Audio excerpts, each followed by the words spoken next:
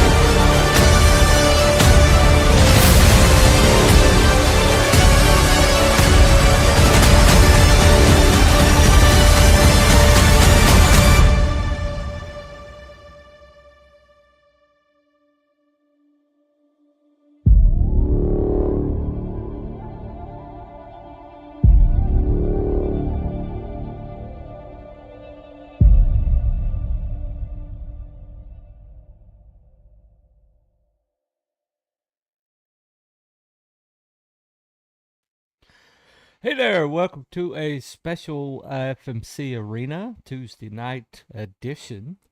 Um, the gentleman that I'm about to bring on contacted me wanting to be on the FMC Arena, but his campaign closes in just a little bit, and by the time I could get him on a Thursday, it would already been closed, and so we tried to give people a boost while they're still campaigning. And so I made the choice to add an additional FMC Arena. And I will be doing one Thursday night, but this is about Skylights. And let me bring the Mr. Keith Morange on right quick.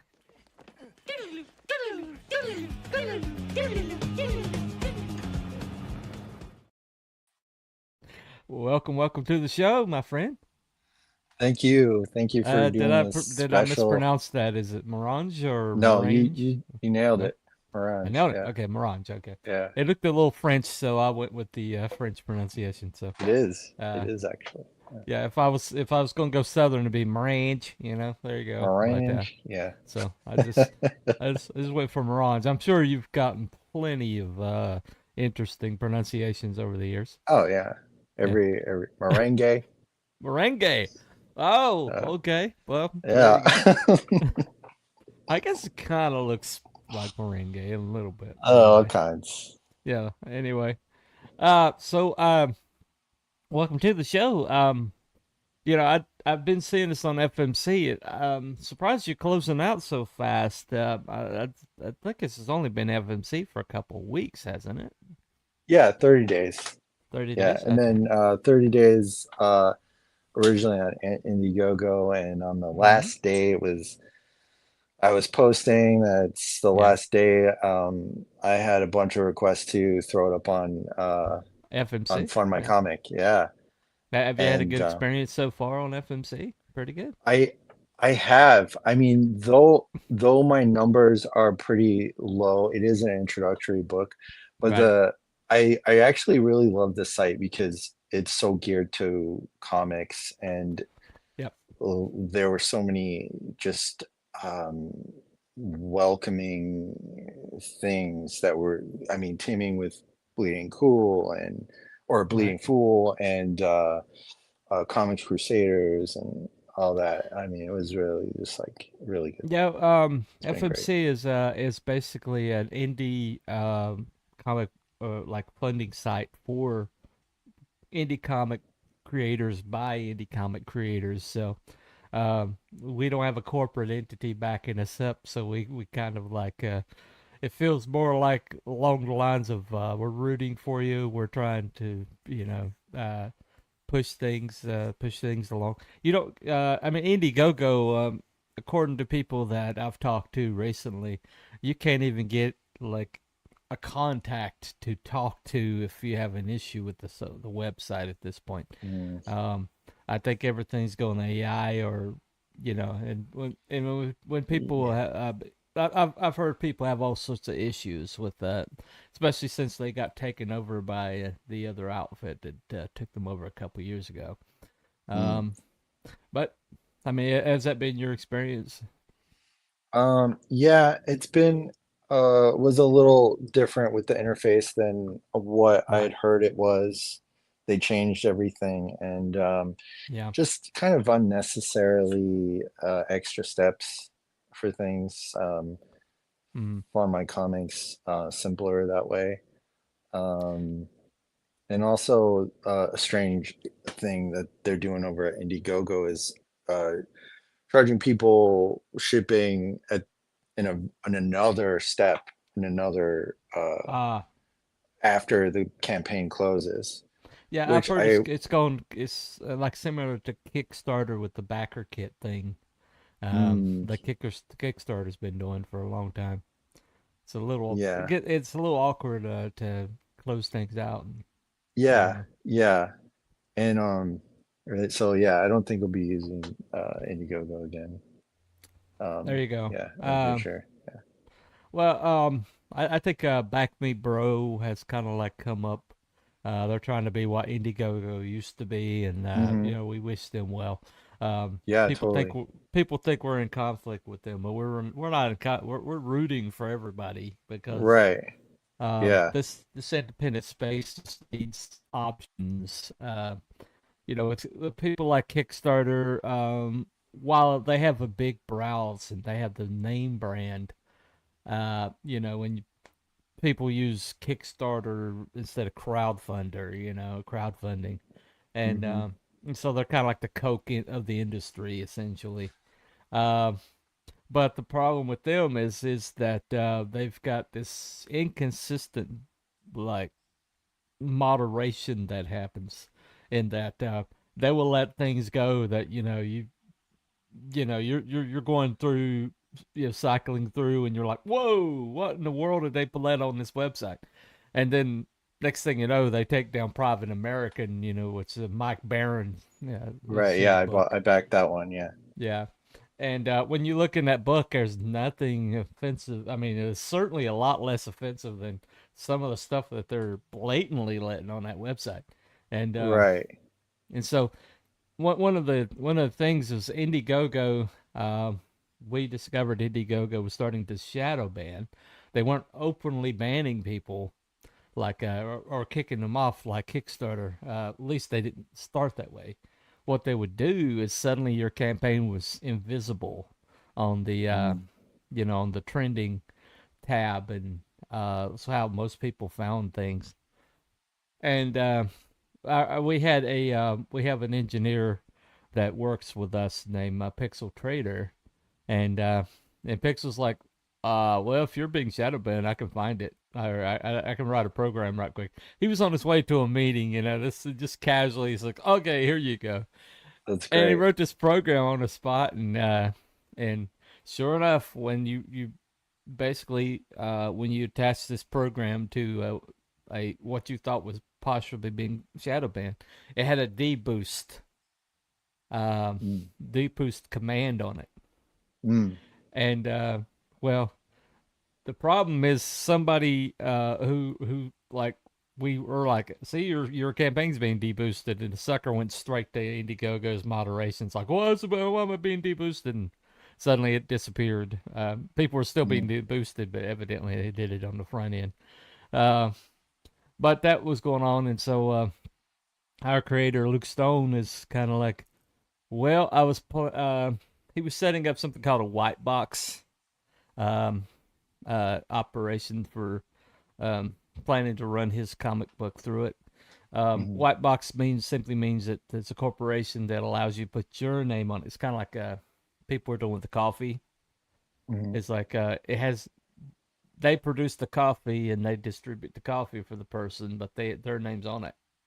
And they pay for the distribution and everything. Mhm. Um, but we were paying for boxes at a corporation. They're basically we're paying to be hosted on their boxes, but it's our name and our everything we put to it. But we have corporate level security, and Nice. so um, it just worked out better than trying to host their own thing.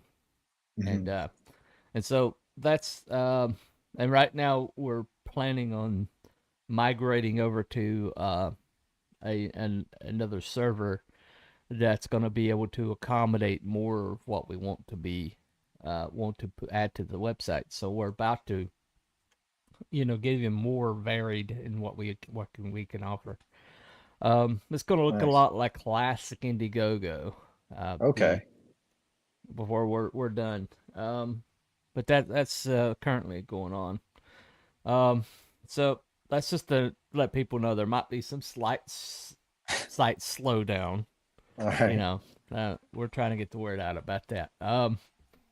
But so as a website, we're hoping to become the destination for indie Mhm. creators.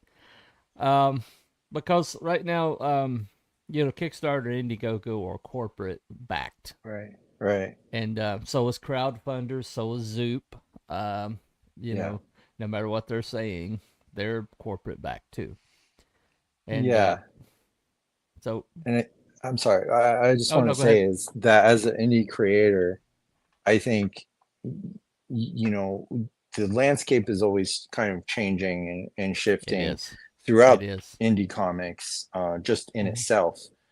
And um, the options of where am I going to, crowdfund this book Yeah. is um, someone because for me, I just want to be able to create what I want to, the stories I want to tell, and Right. without having somebody kind of moderating that. That's kind of the antithesis of It what is. indie comics is It supposed to be. exactly is the antithesis. Yeah. We're not going to a publisher, and it's not Right. about like publishing like obscene stories or things that are like you know uh yeah, obscene or something. Well, It's more about like not yeah. having somebody come in and say you can't do that, right? Well, it's like Terror in the Trenches, a friend of ours named Von Kloss that has been on our website. Uh, Hmm. he has the Terror of the Trenches is like a World War II style Yeah. story, and the bad guys in World War II were certain people, and Hmm. uh, and he had to basically moderate the icon off of stuff to be Yeah. hosted at Indiegogo or Kickstarter, and Yeah. uh, and that's happened several people that were trying to use those guys as the bad guys. Is that Right. I don't know if it's automatic moderation or what, but they would have to like, oh well, you're gonna have to cover this up, or you're gonna have to black this out, because evidently the icon itself is like traumatizing to people or something like that. You know, Well, the it's whole idea history. of moderation is just Uh, so bizarre. yeah, it's history. It's part of history. Yeah. And that's kind of as for doing something that is pretty, I would say, tame, Hmm. like Skylights. But my next book, not so much. So Right. I was looking for some place that I can host where it's like, let me test it out, test the Right. waters, and then the next thing, am I going to be kicked off of something if I did a Kickstarter, or if I did something like that? Right. So, yeah, Well, we get Indiegogo Mike wanted to, Barron's, yeah, because of Private American, we get Mike Barron's first campaign every time now. yeah, Um, he hates those blue haired freaks, is what he calls them. I love yeah, Mike. yeah. But he does a commercial on Nerd Bacon. He's like, well, if you don't want a blue-haired freak, get your campaign taken down. It's like he does not play. He is way too old to play. So I love Mike. I understand Uh, that. Yeah. yep. But Skylights is that's like 200 pages worth of Yeah. awesome. You got the art is very very unique and distinctive. There was a comic for Allegiance Comics. Um, Allegiance a Arts. few. Huh, You what's talking that? about Allegiance Arts? Allegiance Arts. Yeah, yeah. Yeah. That had very similar art. Are you familiar with it? I know of Allegiance Arts. I know like Oh, the okay. yeah, no, everything that Oh, okay. happened, but they had some pretty great properties that were Yeah. it's Yeah, just unfortunate. art kind of remind me of that. Yeah, Yeah. your particular artist, as he did. I was wondering if he did any work for them. I didn't. I didn't. I mean, Oh, you're the artist. Oh, okay. Oh, never mind. Never mind. yeah, Well, I'm the artist writer. there you go.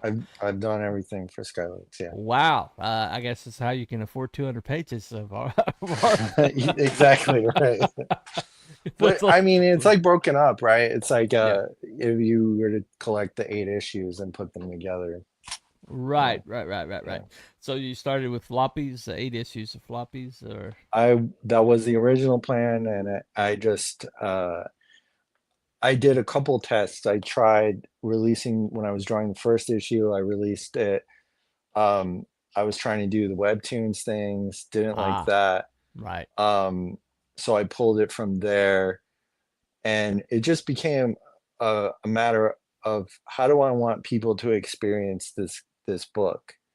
Mm-hmm. And it wasn't through digital means, it wasn't through chapters, Yeah. and it was the way I told the story, and it was just something that I wanted it to be at least readily available in the person's hand for them to read in one sitting if they wanted to, Right.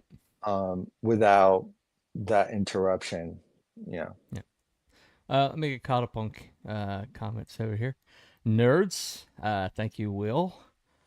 Being the chief nerd that you are. Anyway. All right. Levi Skeen backed this on FMC a couple days ago. Looks great. Absolutely. Spartacus art reminds me of early Silvestri inked by D. Green or Rubenstein. Okay. Oh boy. Awesome. Wow, Awesome. thank you. Awesome.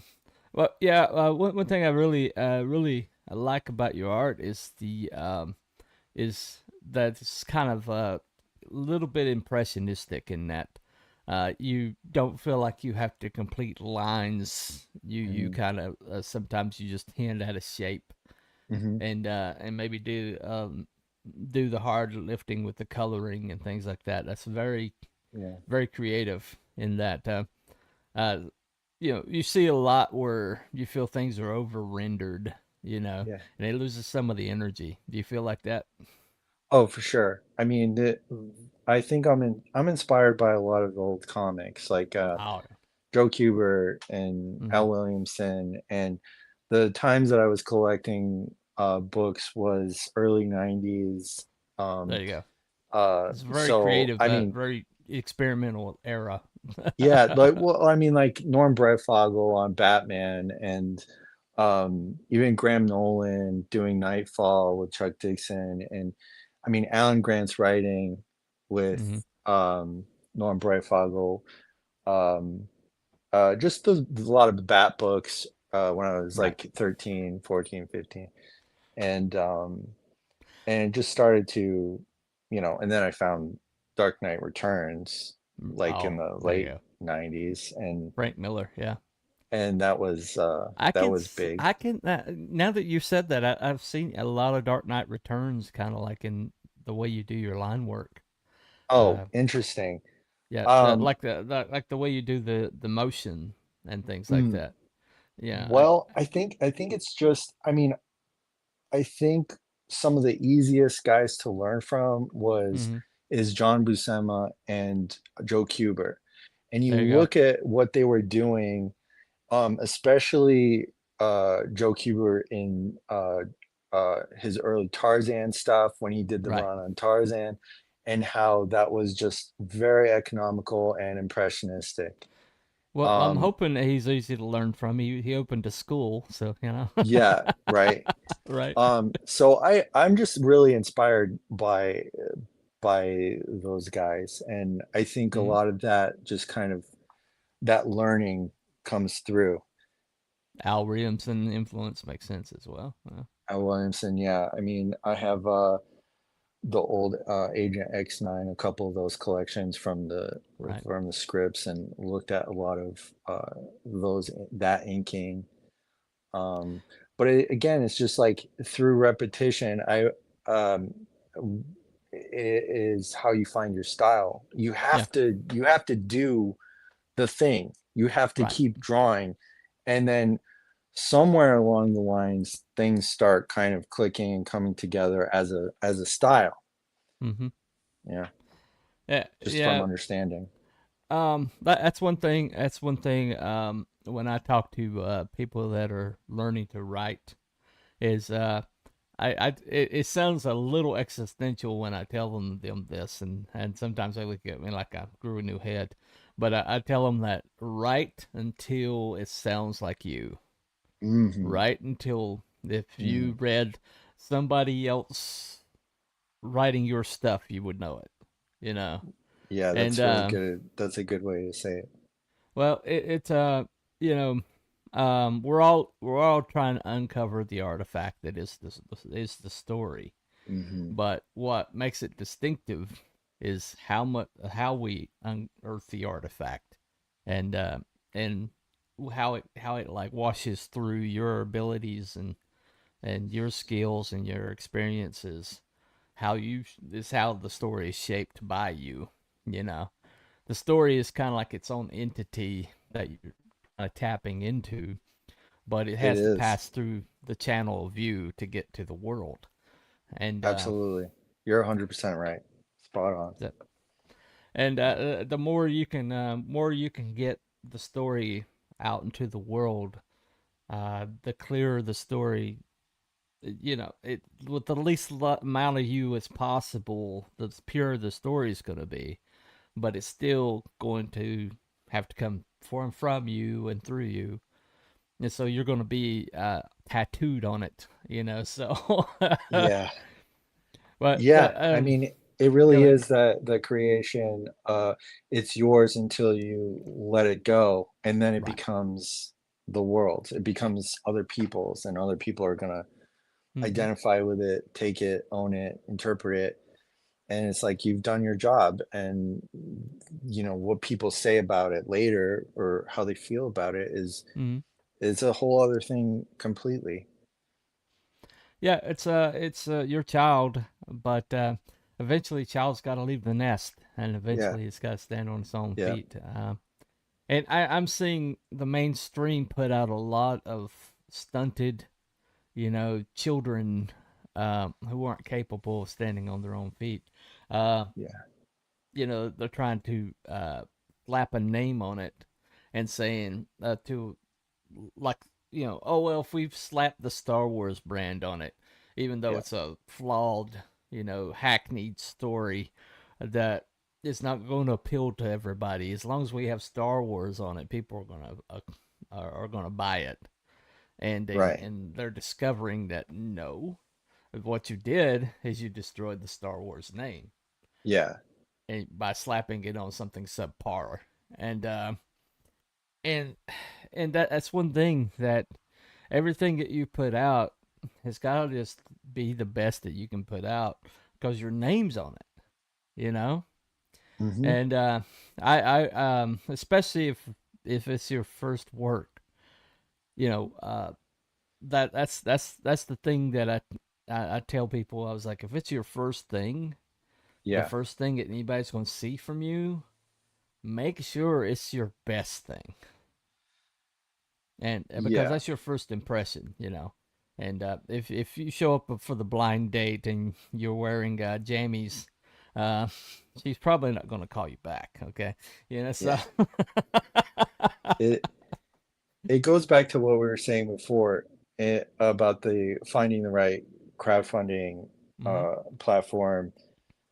Um, it's important that, especially on the indie scene, that we don't castrate ourselves. right, It's important that we're not self-policing the the idea to where it loses its edge, and whatever that is to you.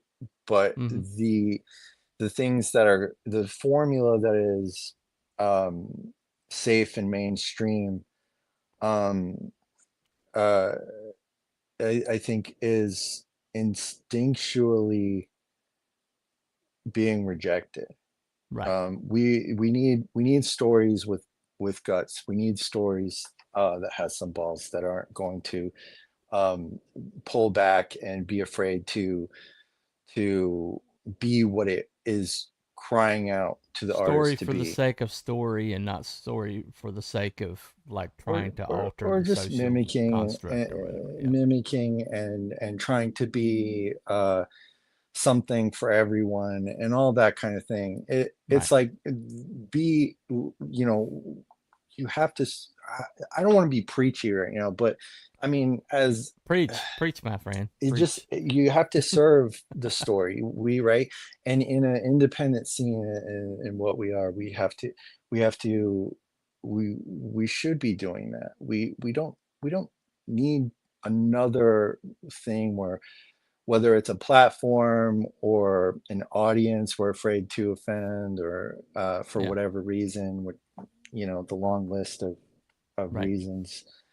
um and I see that we're all seeing that struggle in Hollywood. We're all seeing that struggle on in the shows that are made, and all that.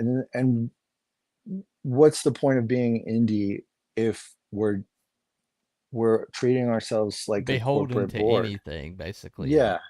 So we yeah, want to we want to be able to um uh, push it a little bit, and right, I think that should be everyone's goal in these spaces right now.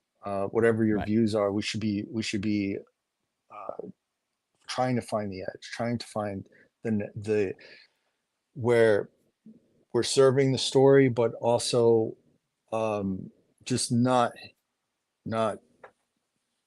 Not kicking the feet beholden out to from under anything, it. but yeah, right. Yeah.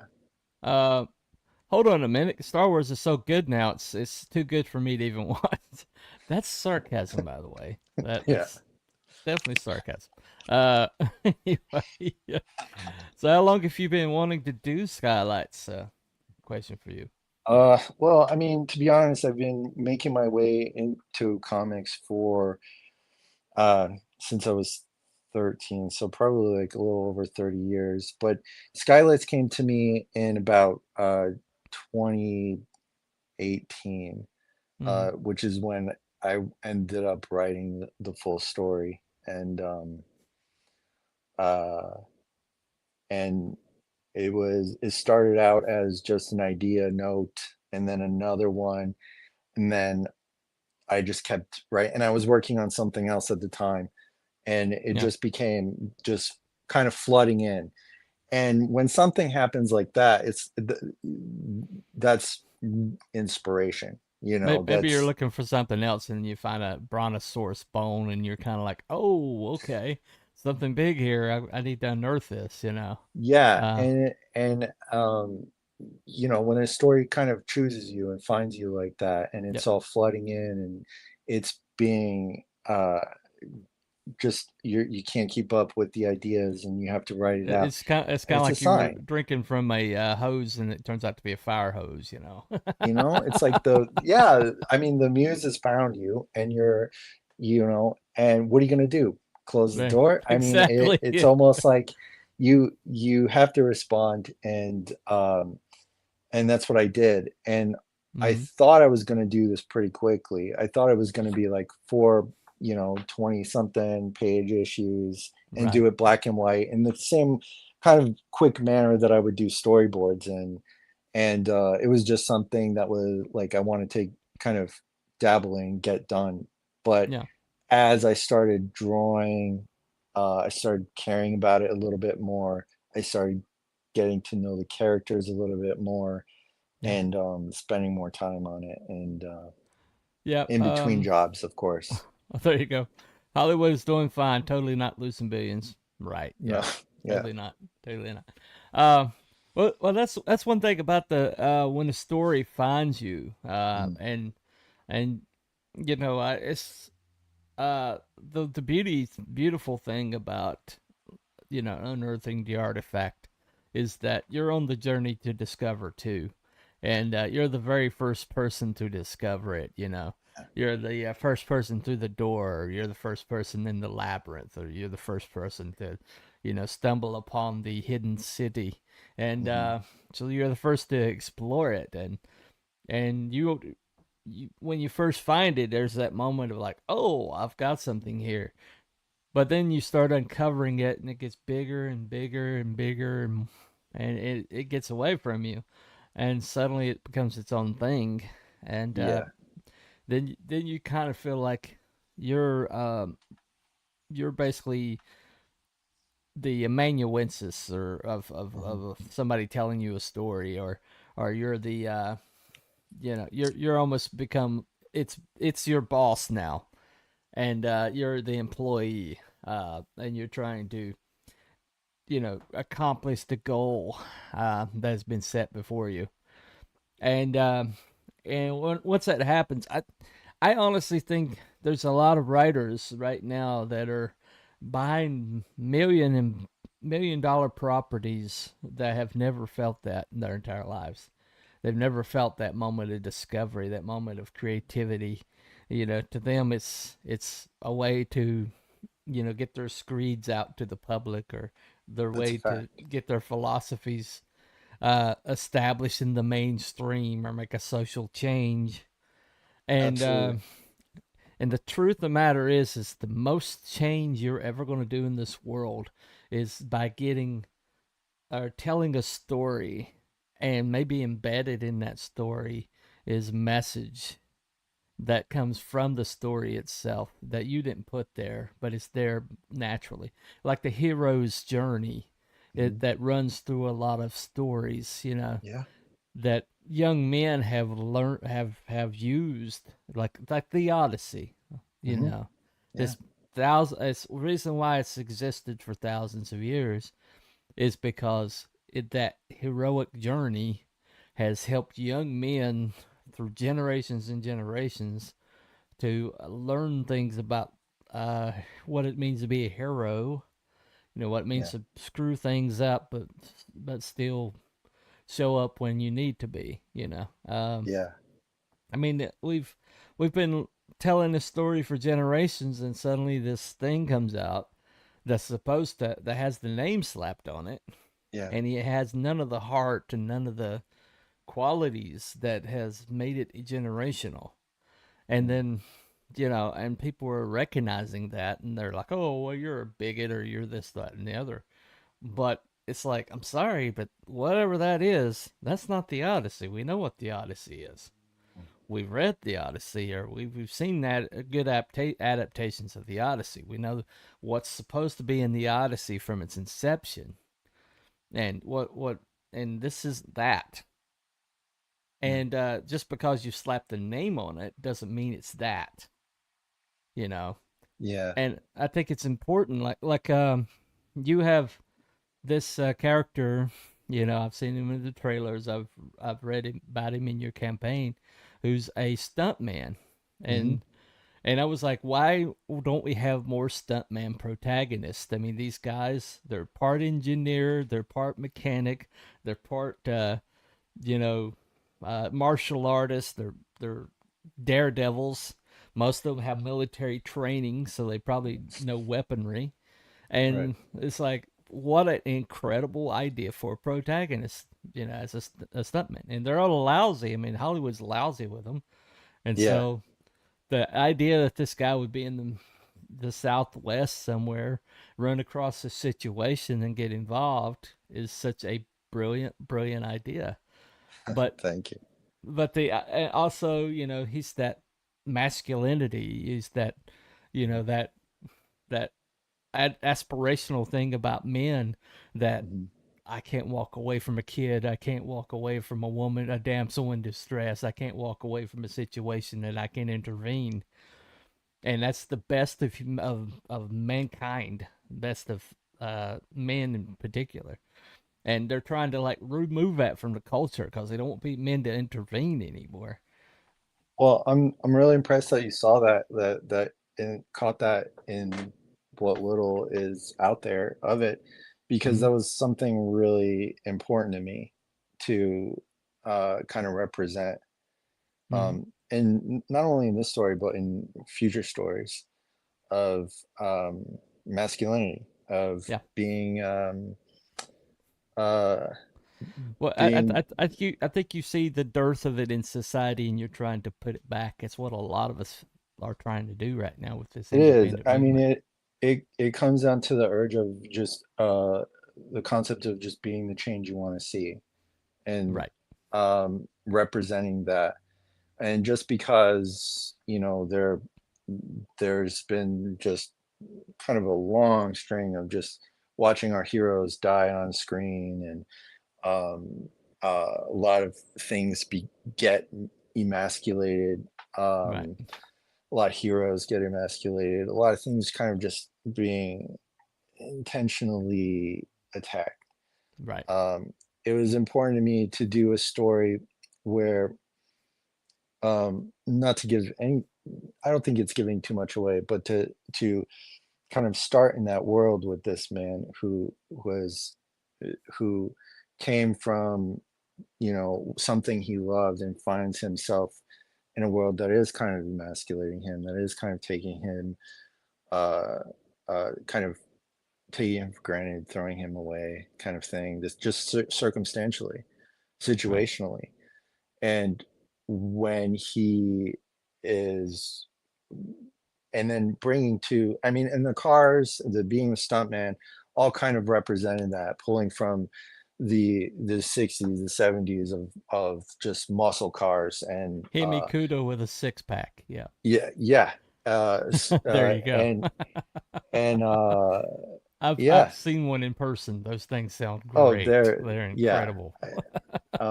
So I mean, in comics, we can crash a Hemikuda, There you go. we don't have to worry about having a double or anything like that. So, uh, but it was about pulling, um, representation of the masculine, Yeah. of that inspired me, that I was kind of hungry for in seeing. Mm-hmm. We're in indie comics, we can make the book that we want to see, There and you go. There yeah, you go. so that's that's what I did. Well, I mean, I have a heroic character, heroic patriotic character because, they made Captain America say Hail Hydra. Yeah, I saw that. And something about that made like lit a fire under my butt, and I'm like, hell no, you know, you that is wrong. That is severely wrong, and I'm gonna do my part to put that back. Hmm. What little I can, I'm gonna, So our insides came from that. That's Um, awesome. well, let me see. I constantly write and post comments on the internet. I'm super talented. That's not what we're talking about, but thank you for participating, Crow. Anyway. Skylight's a one shot, or will there be more someday, you think? The book that I finished is a beginning, middle, and end. Gotcha. But yeah, but I can definitely tell more stories in the future from Hmm. that take place in the world. I'll leave it at that. Speaking of emasculating things, speaking of cars, my pal, I think, saw an electric Ferrari last week. We nearly vomited. Mm. Electric Ferrari, yeah, there's something wrong with that. Ferrari should have a snarl, not a little whine. Anyway, uh, Yeah. yeah, we're talking about emasculating things, and that's perfect. That's right there. What's your favorite genre of comics? Oh, I think just does it look cool, and does it tell a competent story that isn't um seem like it was written by mentally ill person, you know? Yeah, I think, mentally ill yeah. baristas. I mean, Yeah. I love westerns, I love sci-fi, I love the superhero stuff. Mhm. Um, but is not too much that I'm not going into comic stores these days and pulling off the new Right, new right. issues. Yeah, I've browsed comic stores, and for the most part, I go through back issues. I don't even. Yeah, I look at the wall of what's latest, the latest, and just the wall makes me like, no, you know. yeah. It's like last time I was in a comic book shop, I saw Moon Knight was a female Moon Knight on the cover, and I'm like, Well, I mean, that's what I mean. no. Like we were talking before the show started a little bit, and I'm just like, for me personally, I had my teenage years of collecting comics with these Right. characters, Yeah. and so for me, I know a lot of people, 20s, and younger, that are finding characters today and they're enjoying the hell out of it. Yeah. But for me, I've run the gamut with these characters, and it just doesn't appeal to me anymore. It's like I had that time. I knew what Gotham City was. I knew what Batman was, and all Well, that if stuff. all of you ever had was a McDonald's, you think Mark McDonald's is gourmet, Mhm. Yeah. you know, and So that's the bad right. thing is, when people, I've watched these like reaction channels, and you see these Mm. people who have only listened to hip hop discover Iron Maiden or somebody like that, and Yeah. they're like, whoa, it's like the first time they hear actual music, and they're like, whoa, I mean, It's exciting and sad at the same time. it's extremely sad, it, but when they go down these rabbit holes, and like anytime they hear somebody's like hearing Under Pressure, and they're like, I thought that was Vanilla Ice, and you're like, Yeah. Yeah. no, no, it's not a Vanilla Ice. But but of course, Vanilla Ice is like a classic now. I mean, compared to what they're putting out now. But the thing that I really love about independent, comics is when you look at independent comics is what it has always been, and it's always been independent comics, guys. The like Bone has been around forever and Hmm. completely independent. Grendel has been around. It's independent. Elf Quest. I mean, Wendy Penny, she was her own thing. Hmm. No publisher whatsoever. Our own Billy Tucci, when he Hmm. put She out, completely Hmm. on his own. He was going to Comic Cons and he was selling that completely. Basically, he's making his own copies and selling them. Lest we forget, Teenage Mutant Ninja Turtles, Right. completely independent. They basically mimeographed it and stapled it together and took it to cons. But it was Yeah. so awesome and so subversive to what people, were seeing at that time, that it became Teenage Mutant Ninja Turtles, and they had a movie of it Yeah. like Yeah. less than 10 years after they started walking around Comic Cons with it, and Yeah. mimeographed copies. And, Yeah. uh, and the reason why is you look at it, it's violent, it's spastic, it's beautiful, and it's authentic, and Hmm.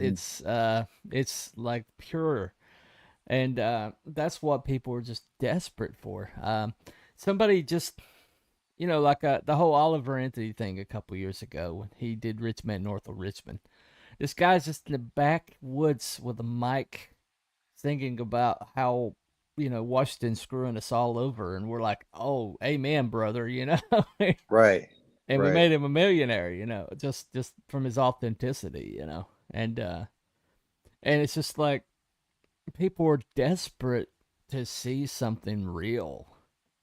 And with AI happening, people think AI is going to be the end of things, but it's going to be the end of things for the mainstream because they're going to get rid of all the, idiocy that they've stuffed into their ranks by using it, but they're not going to have the creativity to use it properly. But independents are going to have the creativity, the ideas to use it properly.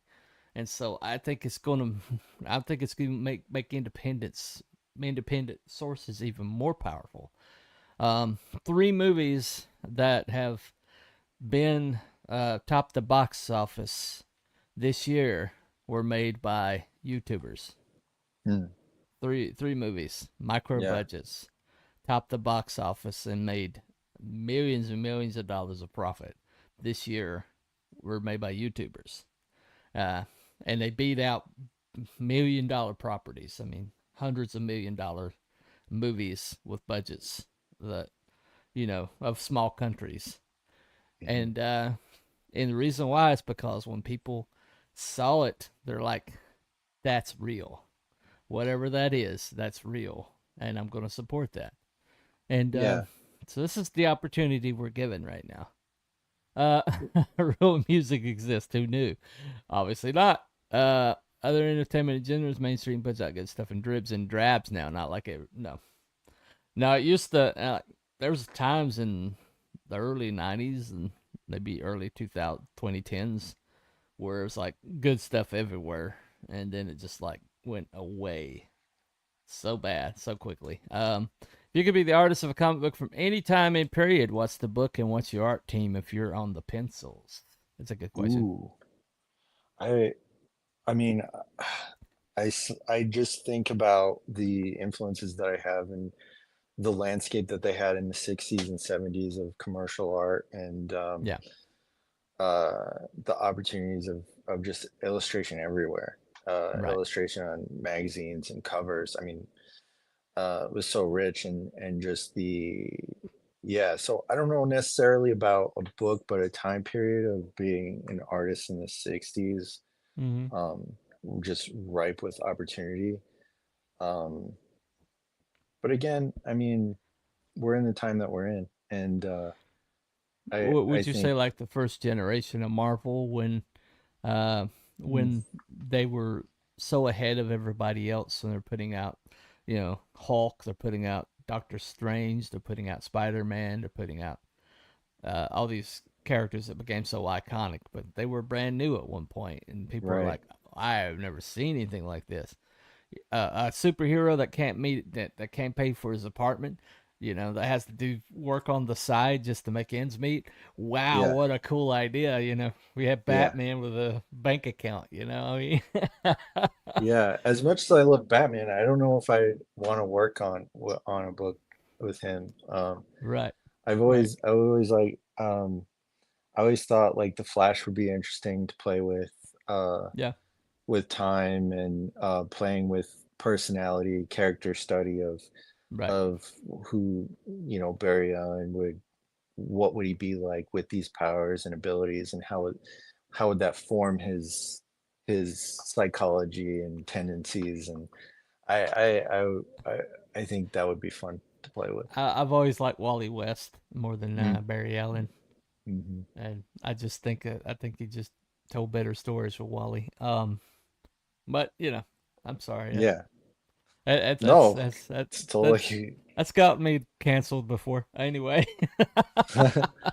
Hey, I'm like, sorry, but okay, Terminal Velocity was just an yeah. incredible story. I mean, just like, I'm not offended by other differing opinions or anything. I mean, it's like You're we not really? no, Wow. yeah, There you we go. should be Holy able crap. to, like, have their opinion and not derail our existence. Because guys in the 60s and 70s were commercial art first. They knew how to make a deadline. The Jack Mm, Kirby. Uh, yeah. all of those guys. I did not read a lot of superhero comics back in the day, to be honest. G.I. Joe, Transformers, Eagle Comics, and He-Man. Yeah. Yeah. Well, that's if you could be the artist for any writer, is there a writer that you would love to be the artist for to interpret? Mm. I thought I I think Alan Grant really told some really great Batman stories Right. uh, back in He the could day. go Really, dark though. really Alan Grant could inventive, go yeah, dark. He really could. and just really, really skilled writer. Yeah. Um, yeah, maybe I would say I would like to pen something from him. Cool. Awesome. That's a really great idea. Let me go ahead and play this trailer once again. Make sure that I always try to play it at least twice. But this is Skylights. It's available on Fun My Comic right now. Yep. Should be pinned in the description, and it's also should be in the chat. So check out this.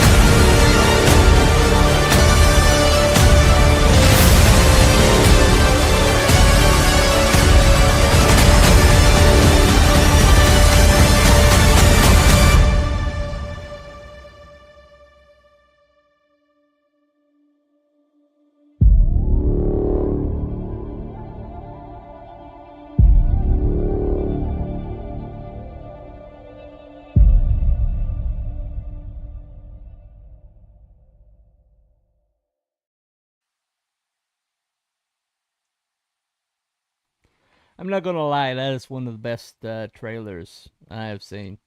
I mean, you you you did. I could definitely tell you have storyboarding experience just from the pacing, the choice of shots or of the movement throughout the trailer.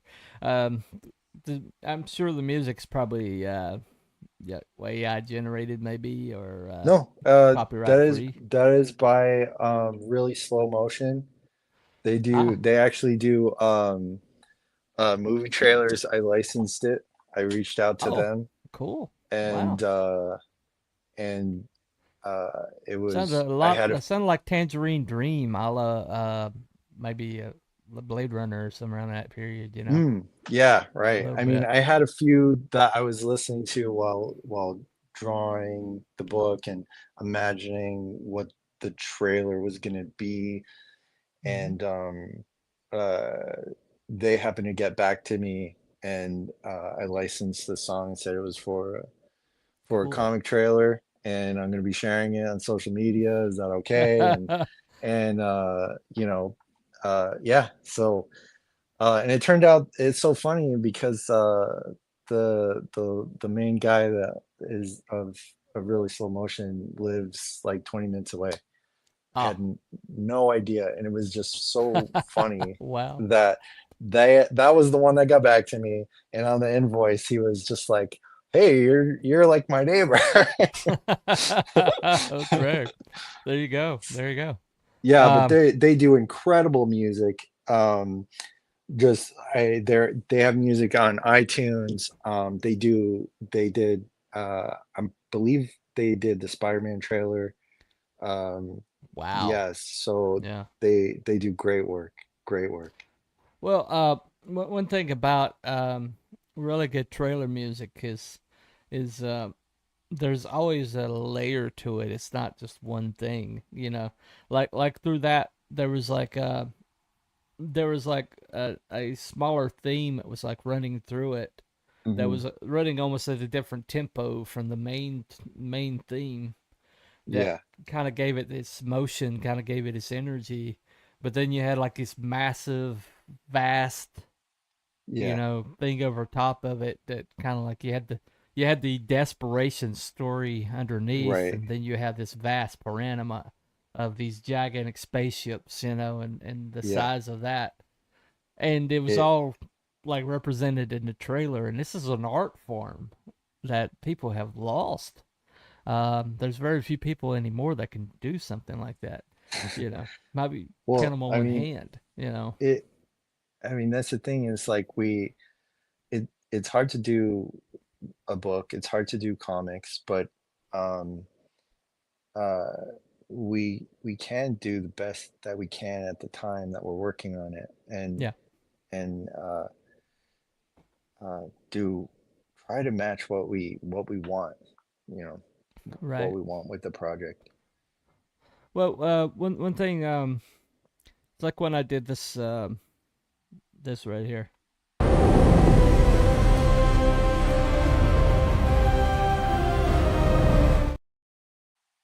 It's cool to see.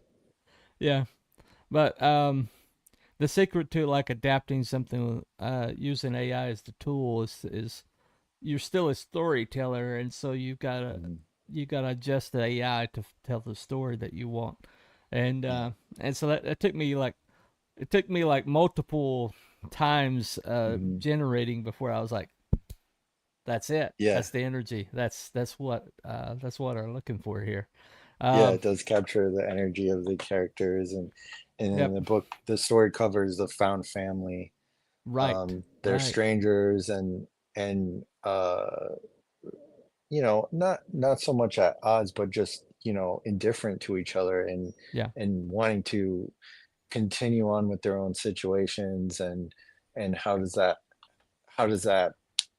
pull them in when they're Well, butting my favorite heads. stories are the ones where people can just get thrown together, and they form a matrix to survive, and it becomes something deeper than family. It becomes something deeper than you're that in that like moment of time where they're relying on each other for their very existence. Yeah. Um, it there's a depth to that thrown together thing, Hmm. that Yeah. it's like they talk about all the time, army guys or people in military, these World War II veterans that stayed like buddies, and would die for each other all the way into their 80s, and they were thrown together through this draft, and you know, uh, forced to like be together in a dangerous situation, and yet they're friends for life. They would cover each other's backs for life, and there's something about uh, the ability to form bonds like that that is unique, to um, to like fight or flight moments, Hmm. where you'll see this happen when somebody intervenes on somebody else's behalf, in a situation, like the gunman on the train in France, where all the soldiers, you know, uh, Yeah. risk their lives to save those people on the train. Yeah. Um, and it's just like uh, that shared humanity we have that just comes out during times like that. When people are asked to go further than they thought they could go, do incredible things beyond what they thought they could do, and you know, and you go back later and you look at some of the things like Audie Murphy standing on a flaming tank destroyer, firing at Germans and calling in airstrikes, or um, on his position. I mean, Right. and then he runs out of ammo, walks away from the tank destroyer to go back to his men, and the thing blows up behind him. And it's like, Yeah. that sounds like a Hollywood movie, but this actually happened. There's eyewitness accounts. It's in the Library of Congress what this guy did.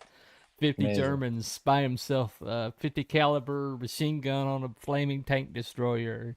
walks away like a bat, John Wick, you know, and the thing Yeah. blows up behind him, and he just kind of like, come on, guys, you know, I softened them up. Let's go push him back, and his men are like, Right. we're gonna run through hell for you, man. I mean, come on. Yeah. but but things like that actually happen, you know, that people just find that gear in themselves that they didn't know they had, and those are the best stories. Those are the stories that we love. You They're know, the most inspiring. I mean, the world has so much like inspiration from real hmm life. Um, I I don't really get inspired by stuff that I like fiction and comics, other comics, and this was inspired by um like daydreaming, by thinking about right. like what an adventure would be It might that. have a little X Files in it, maybe a little Hmm. bit Independence Sure. Day. You know, Uh, Not so much Independence Day, okay. but X-Files I can concede to, but hmm um, the in the sense of just being inspired by the real mysteries of life Right. and um, Maybe a little Fire in the Sky. You know. mm, what a great scene in that film. Yeah, oh, yeah. Um, I recognize the the person floating in the that tractor pan beam. You know. that panel is not what you think. That panel Oh, is in the okay. comic. That cover is in the comic. Ah, right, right. Yeah. But it's not I what was you like think. a little bit Travis talking. It's a turning point in the story, and I think it's actually when I was drawing the panel, and mm. I thought maybe this could be a cover, and when it came time to do the cover, it definitely. Oh, Uh, it's very powerful image. thank you. Three Steps from Hell and Audio Machine do pretty good tunes. I think they do Yes, they trailers. do. Yep, Yes. yep. Are available for commission or sequential work. Not at the moment. Mm-hmm. Is just finishing Skylights is my number one priority, and then taking whatever work comes in, professional work comes in, I have to take and uh, keep keep some money coming in. But just finishing Skylights at the moment and making sure that I deliver to everybody is really important to me. Are you Um, allowed to say what you've been worked on in the mainstream? yeah, I've Okay. worked on a lot of stuff. I've storyboarded since 2014. I've done I've worked on Perry Mason's show. I've done a lot of stuff for Marvel, and not Marvel movies, but more like Marvel. I've done if you've been to Disneyland, I've worked on Mission Breakout. Mm-hmm. I worked the ride, the Guardians of the Galaxy Mission Breakout. Did some rocket stuff, which was cool. Opportunity Mm-hmm. to draw some pitches for Brave New World that didn't happen, but Obviously got to not. draw Red Hulk and Oh, I love Red Hulk. Falcon. You know, Mm. so that was cool to draw. I've done yeah, I mean music videos, tons of commercials, lots of properties, HBO, Disney, Well, A24. I I only mean, say that it's because I run into so many people who are kind of like chewed up and spit out by the mainstream, and they're so yes. NDA that they can't even tell you what they worked on. You know, Well, I mean, the NDA, once the stuff comes out, you can pretty much talk about it. You could tell what you've done. Uh, unless you're ghost writing or doing something for somebody else. yeah, but Then even then, it's like you could. I mean, who's gonna know? there You you know? go. There you go. Well, I mean, yeah, this book, it's obviously, it's got a lot of energy. It's got a lot of love. It's got um, a lot of masculinity in it, which is going to be appealing. Um, because I mean, yeah, they couldn't even put Blade out, man. They couldn't even put a Blade out I because they know. kept trying to cuck him, and Mashallah Ali was like, no, no, you know, he had right of first refusal, and he's like, I am not gonna do that, and yet they never would give him a pitch that was Blade being a badass. They kept trying to cuck him out to some females or something like that, and he Yeah, was like, "No, it's just I'm not gonna do it." It's a vampire hunter, yeah, a badass vampire hunter with leather and samurai swords and the badass muscle car. How can you not do a movie that's a badass vampire hunter? right. Because they're so determined that they're going to subvert him. They're so determined they're going to emasculate him. And if they had somebody, like Anthony Mackie, who was going to do whatever they told him to do, they would have put out this complete character deconstruction of Blade. And so my hat's off to him for putting his foot down. But Yeah, for sure. that's so illustrative of what's wrong with the mainstream now, Hmm. and that they're so determined that no masculinity is going to make it through into these properties, that they were willing to destroy whatever it is. And it's like, what are we doing here? There's a reason why these stories appeal, and they have appealed for generations. It's because young men have to figure out how to become men. That's not something that comes natural. They have to see it modeled, and they have to find it in themselves to become men. And these stories have helped them do this for time immemorial. That's what all these stories are for. That's what the story of Beowulf is for. That's what the Odyssey was for. That's what these biblical tales are for. Is Yeah. This is what a man is supposed to look like, and this is what a man is not supposed to be. And Mm. take the cautionary tale of this, take the aspirational tale of this, and become a man. And Yeah. it's like, why are there so many Gen Zs that don't know how to be men? This is why they lost the stories. They were going to show them how. Yeah, Yeah.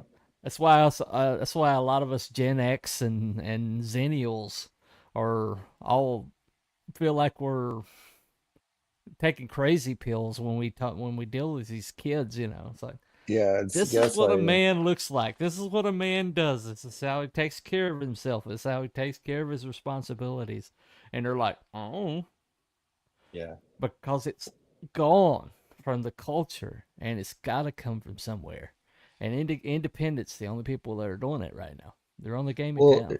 it should be a lesson to everyone that wants to tell a story is these are corporate owned characters and they can do what they want with them. So what was once mythology is theirs to break down and Right. dissect and dismantle however they choose. And the opportunity that we have right now is to create new things and Mm-hmm. new characters in any genre that you want to, what inspires you. We don't have the limitations of just doing superhero stuff. Even if you, I mean, yeah, you're free to do it if you want to do a superhero, but every genre is open to us. And you can tell a meaningful story in a cartoon story, a Mm-hmm. comedy, a romance, a western, a sci-fi, just adventure. Like Skylights is sci-fi adventure, I call it. So I mean, everything is open to us right here in indie comics, and we need to. I would say it's vital Mm-hmm. to our industry, to our culture, that we create new things. We need to make new stuff that endures from on. I mean, Batman's doing fine without me. Batman's doing Right. like all these characters. They've been around for 50 years. They'll be around for another 100, and but we need to make new stuff.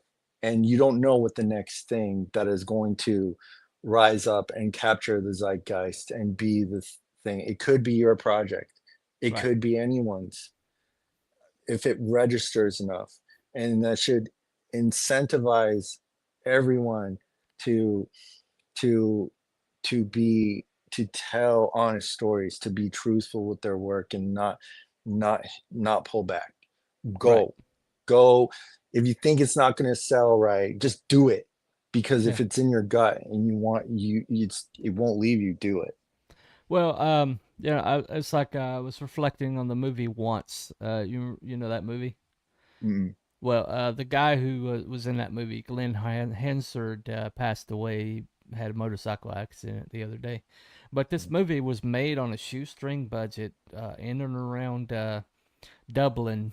It was about mm, the busker community, and it's about this love story that came up from a guy who meets this girl seemingly at random, and she winds up they wind up changing each other's life. But then the relationship was like a transient thing. But it was mm, done on a shoestring budget, and it was done. The guy who starred in it never started anything in his life. He was in the Commitments movie, but it, you know, because nobody could sing the songs that he created for the movie. It's like I guess you got to be in it because you the only one can sing those songs. mm, But that they just meant it. They just made it for the art of it. They just mhm. made it to the art for the sake of art, and it resonated with the other day when the man passed, the man had his funeral. There's the luminaries were there. Yeah. The who's who of like of I think one of the people that sang at his funeral was the lead singer for Pearl Jam. I forgot his name, but so we're not talking about but this is a guy who made an impact on the world because he made art for the sake of art. They didn't Yeah. expect it to be big. They didn't expect it to resonate. They just made it because it was a good story and they wanted to tell the story. But because it was pure and because it was art for the sake of art, it resonated with people. And Yeah. so, uh, when I did my little show on them, I was like, just make art. Yeah. Don't worry about if somebody's going to see it. Don't worry about if it's going to resonate or if it's going to make you rich or make you famous. Mhm. As a matter of fact, the people who become famous, a lot of times they never anticipated becoming famous. Right. You know, but something they did just a throwaway that they didn't even expect to resonate with people took off, and but Yeah.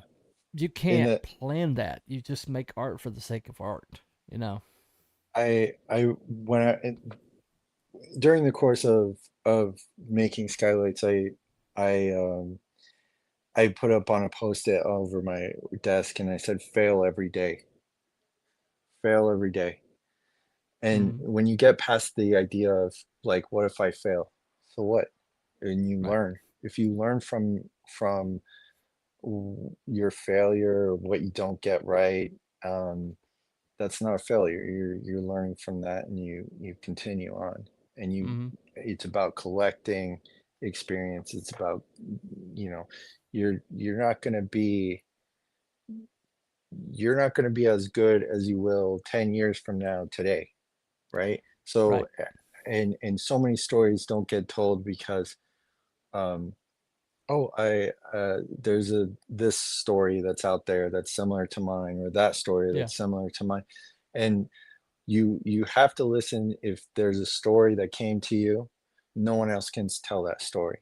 Right. It's going, like we talked about it a little bit earlier, it's going to filter through you. It's going to filter through your experience, your knowledge, what you've been through, what you've Mm-hmm. lived, your taste, your your instinct is going to filter through that. And that's not going to be something. So be true to that. Be true to that story, and that won't leave you alone, that you just have Well, to I mean, tell. imagine if Sergio Leone said, "Well, there's too many Western stories out there," you know, Imagine. Imagine that. and well, why should I do it? Why should I add to it? Right. We Exactly. wouldn't have the spaghetti westerns. We wouldn't have the Clint Eastwood wouldn't be the star he was. So Yeah. tell your story, take your shot, right? Take your Uh, shot. Yeah. when do you plan on fulfilling? October, November is what I'm aiming for. Okay, cool. Yeah.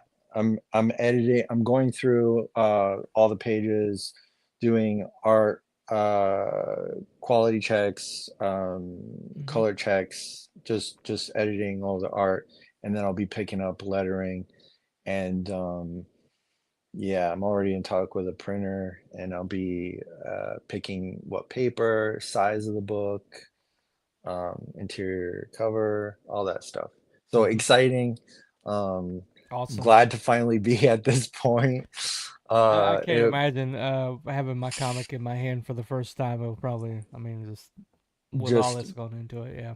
yeah, just biting my tongue and really holding back for the length of time without Yeah. releasing single issues or even just half graphic novels is just like Right. really Right. really hard to do. It was really hard to do. Gotcha. I think this would be a good last word. Old school superhero content will endure, and modern trash will be forgotten. I agree with that. Anyway, so thank you for coming on, Keith. Oh, thank you for doing this. I really No appreciate it. problem. It was so nice to like have the conversation that we had with together Hmm. and meet you. It was awesome. Yeah, feel free to repost this. Feel free to use this Definitely. material any way you want to. The AI that I developed for this, I'll send you those files if you want to use it for Okay. your own. I mean, it's going to sit there either way. I've always tried to give the people who I develop it for their chance to use it, opportunity. Yeah, I appreciate it. So It's really cool to see, despite what people feel about AI right, this way or that way. It's just like it's it's cool to just a see. tool. Yeah, it's just cool to see. The mainstream's gonna just absolutely lean on it so much, and that it's gonna like water down their stuff, and it's just gonna make it worse for them. Well, the But studios are going to chase what makes money, and if the audiences want whatever they want, right, um, they that's where they will go, and ultimately, box office and money will decide. We're yeah, probably looking at a hybrid of everything. I think there's oh yeah, room for oh everything. yeah, we're already seeing that. We're already seeing Yeah, that. And so just don't walk away from the tools that we have available to us. you're right. Just because well you don't want people to get butt hurt, because people could Yeah, get yeah. butt hurt anyway, no matter Oh, what you no do. matter what you do, No matter no what you matter do. what you So do. that Yeah, just is the way. That's the nature of the beast. Anyway, yeah. You just gotta dismiss it and move on. yep. Just do what you do and let the chips where fall where they may. Anyway, thank you for coming on. Thank you. All right. Appreciate it. No problem. Thursday, I'm gonna be on John's Long Box. We're gonna talk about the Christmas special, Heroic Tales Christmas special. So stay tuned to that. But anyway, you got any announcements or any other places you're gonna be on the shows or anything like that? Yeah, I believe I'm doing on the 13th or 15th. I'll post about it on my X account. Okay. Bootlegger. I'm Mm-hmm. going on. Gonna have a conversation with him on his Yeah. channel. Um, yeah, that's it so far. Oh, that's a good show. I love those guys over there. They have a good Awesome. time. Anyway, all right. Anyway, y'all have a good afternoon. We'll talk to you later. Yeah. Bye, everybody.